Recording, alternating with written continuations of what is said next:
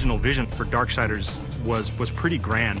And we weren't able to execute on that fully in Darksiders 1, but Darksiders 2, a lot of the stuff we really wanted to have in there, like loot, like skill trees, leveling up, a big world that you could explore at your leisure, getting new abilities that allow you to then see more of that world. We get to do a lot of that in Darksiders 2, and we're really excited about it.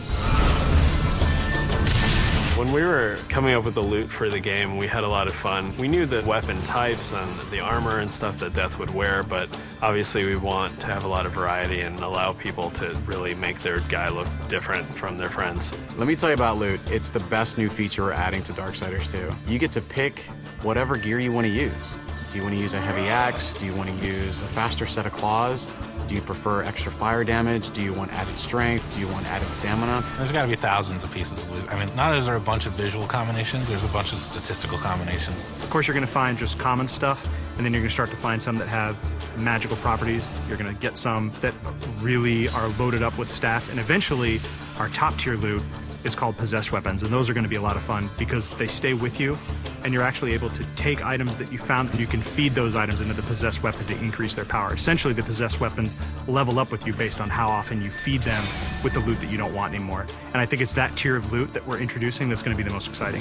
In Darksiders 2, we've got a skill tree. There are two major sides. You've got the Necromancer side and the Harbinger side. The Harbinger is more warrior-based, melee, in-your-face, hand-to-hand combat, weapon-based combat. Necromancer is your spellcaster. Your big nukes, fire, arcane, lightning, all that cool stuff. There's certainly not a chance to just stand in one place in Darksiders 2. The characters are more aggressive in this game. They're kind of up on top of you very quickly. So one, you have to think a lot quicker than you did on the first one.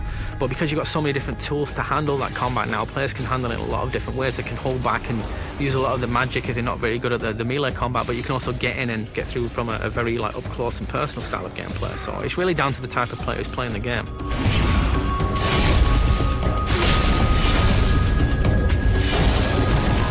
It's absolutely worth playing the game for the second time. We hold back some of our really high-end powerful loot items for the second read-through. There are quests that are going to force you to explore the world into nooks and crannies you didn't even know existed, and to go down through some pretty serious content. And some are funny, some are serious, but there's a lot to see. It sort of harkens back to the elements that were special in old school games. That's what we really wanted to pack into Darksiders 2. We want people to sense our passion. It's a game made for gamers by gamers.